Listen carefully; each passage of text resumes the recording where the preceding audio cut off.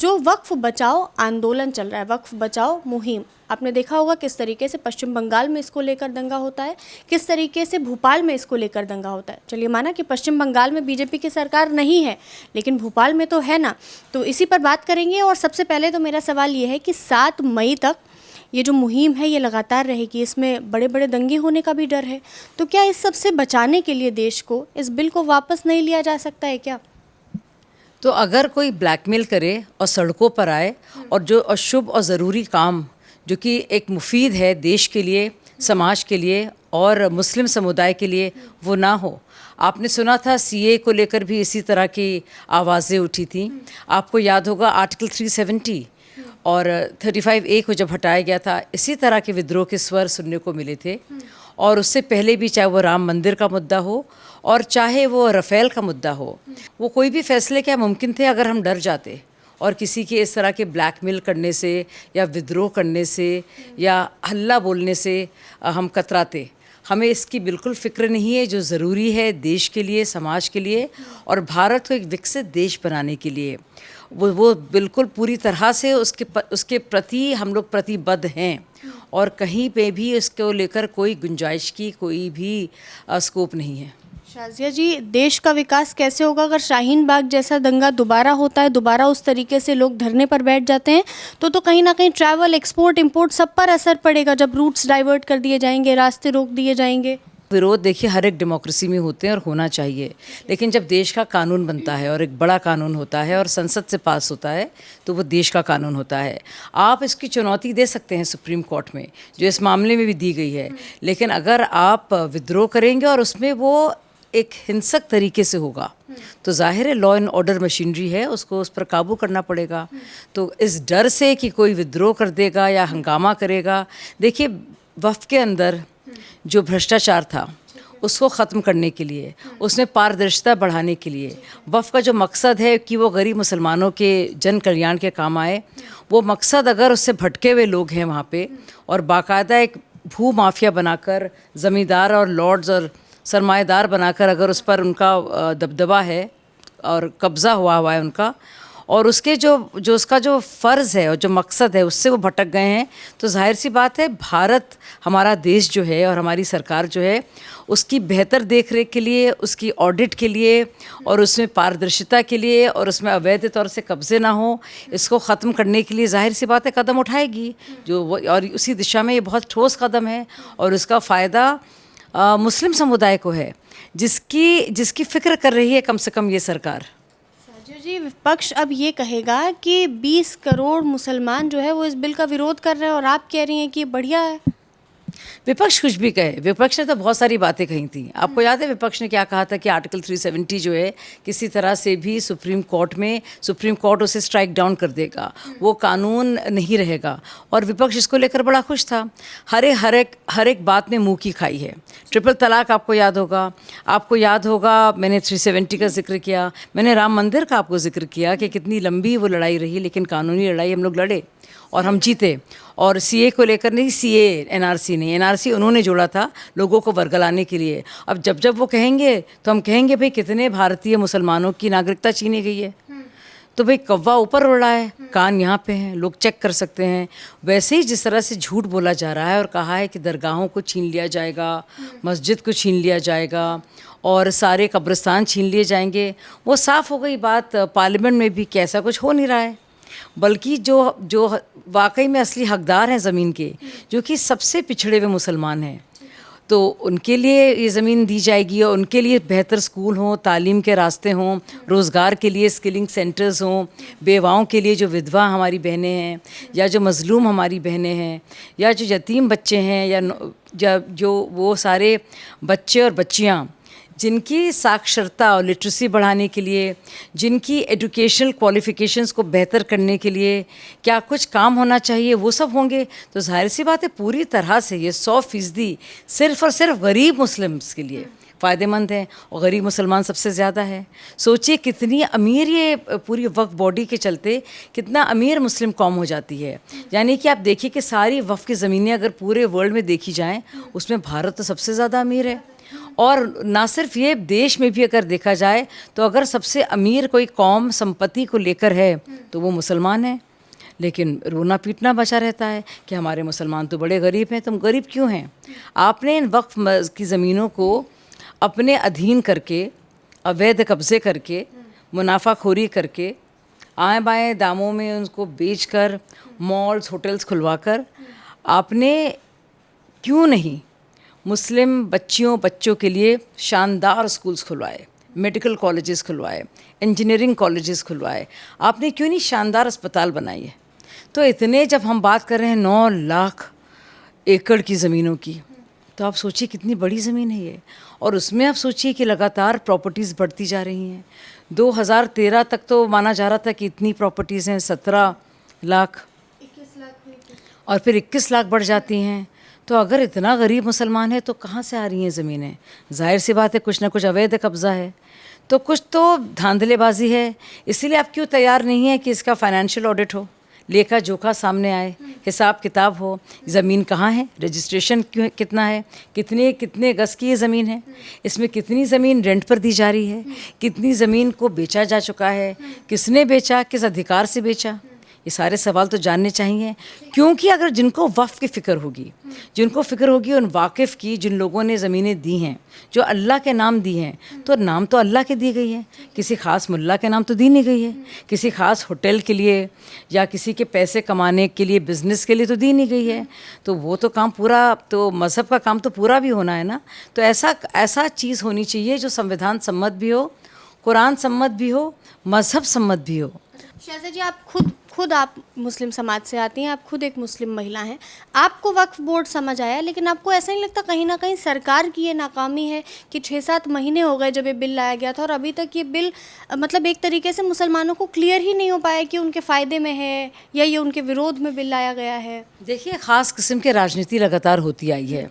आप देखेंगे कि 1947 के बाद से, पार्टीशन के बाद से एक तरीके की राजनीति थी कि आइडेंटिटी बेस्ड पॉलिटिक्स, कि मुसलमान जो हैं इस देश में, उनको डराओ, धमकाओ, उनसे वोट जिहाद की बात करो, उनके लिए करो कुछ भी नहीं, क्योंकि आप समझ जाएंगी कि चाहे सामाजिक तौर पर या आर्थिक तौर पर मुसलमान इतना पिछड़ा हुआ क्यों है।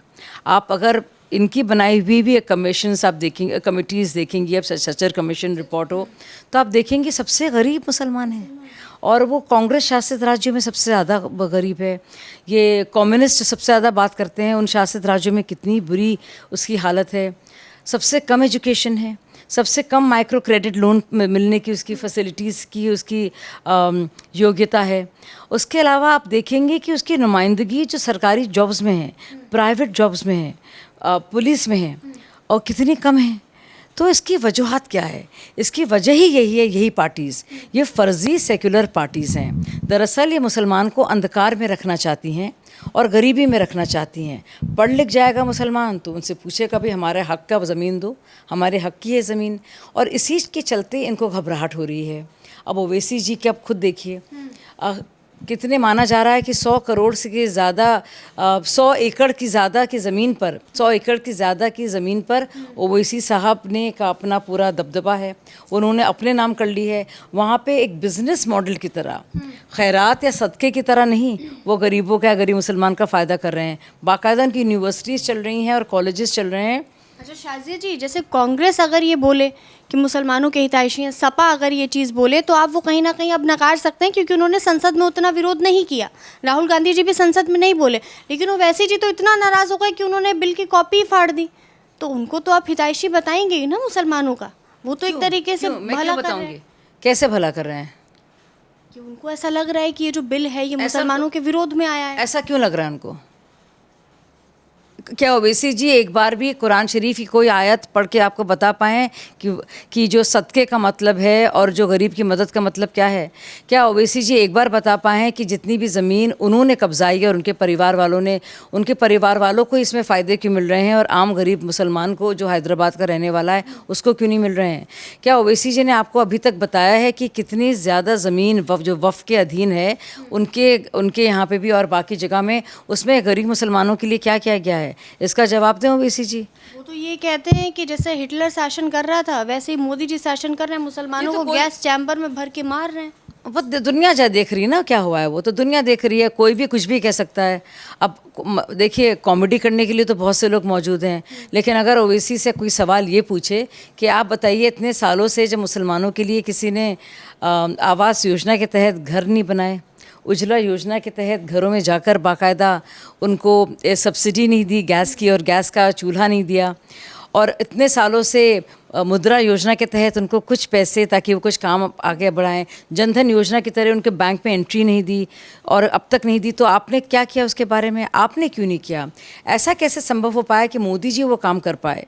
तो ओवैसी जी भी जानते हैं और दुनिया के सब लोग जानते हैं और आम गरीब मुसलमान जानता है कि बावजूद इसके कि सिर्फ 14 या 15% है आबादी मुसलमानों की, लेकिन जो लाभार्थी हैं प्रधानमंत्री जी की कल्याणकारी योजनाओं के तहत, उसमें सबसे ज़्यादा फ़ायदा मुसलमानों का हुआ है।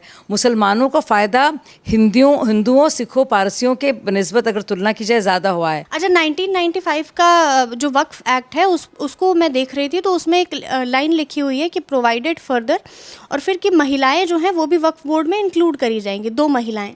तो ये अब विपक्ष कह रहा है कि ये तो पहले से प्रावधान था कि महिलाएं रहेंगी वक्फ बोर्ड में, तो अब बीजेपी ने नया क्या संशोधन इसमें? बीजेपी ने बहुत सारी चीज़ें सही की हैं इसमें, कि बजाय ये कि वक्फ ट्राइब्यूनल का फैसला फाइनल हो और कोई कोर्ट ना जाए, अब कहा गया है कि इसमें ज़्यादा रिप्रेजेंटेटिव होगा और 2 लाजमी मैंडेटरी होंगी, यानी कि हर एक स्टेट बोर्ड में कम से कम 2 महिलाएं होंगी और सेंट्रल बोर्ड में भी होंगी। इसमें यह भी कहा गया है कि पहली बार कि इसमें बाकायदा 22 लोगों का एक वक्फ काउंसिल होगा, तो उसमें बाकायदा लाजमी होगा कि उसमें शिया समुदाय से भी, बोहरी समुदाय से भी और समुदाय के भी प्रतिनिधित्व हो, यानी कि सिर्फ एक समुदाय के नहीं होंगे, सब समुदाय के होंगे, ताकि जो लोग बिल्कुल अलग थलग माने जाते हैं उनका भी प्रतिनिधित्व हो।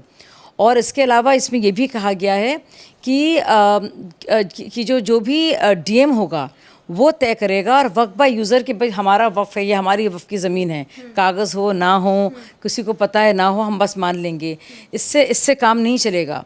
बाकायदा जो भी प्रॉपर्टी अब तक डिस्प्यूट में, जो अब तक डिस्प्यूट में नहीं है, वो वैसी रहेंगी, कोई उनसे कुछ डिस्प्यूट में है उन पर कार्रवाई होगी।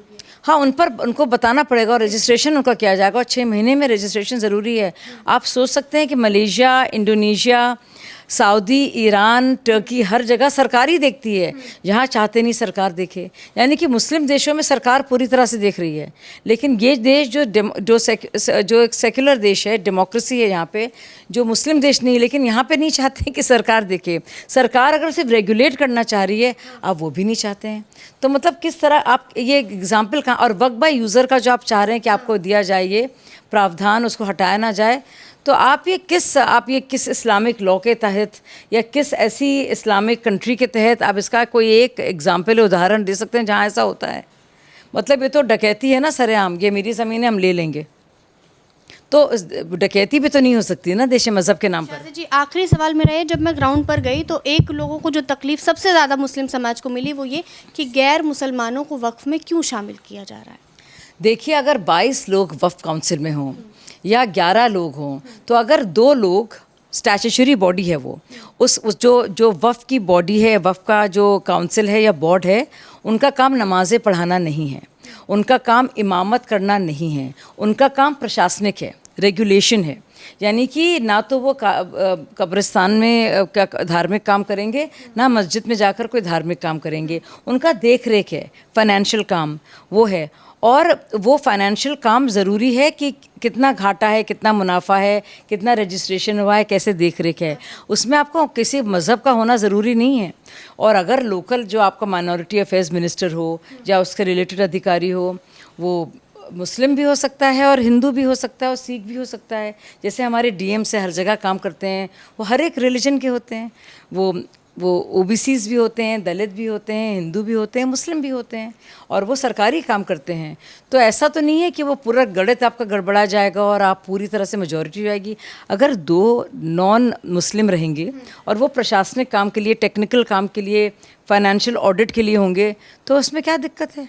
मतलब उससे किस तरह से किसी धार्मिक काम पे कोई असर पड़ रहा है? यानी वक्फ की जो ज़मीन है उसकी देख रेख या किस तरीके से मस्जिद रखे जाएंगे, रख रखाव करना, उसमें नहीं शामिल हैं गैर मुस्लिम। किसी भी, और ये बात बाकायदा गृह मंत्री अमित शाह जी ने कही है और सब ने कही है, किसी भी धार्मिक या मजहबी काम जो सिर्फ एक मुसलमान ही कर सकता है या कोई इमाम कर सकता है, इसमें किसी तरह का हस्तक्षेप नहीं है।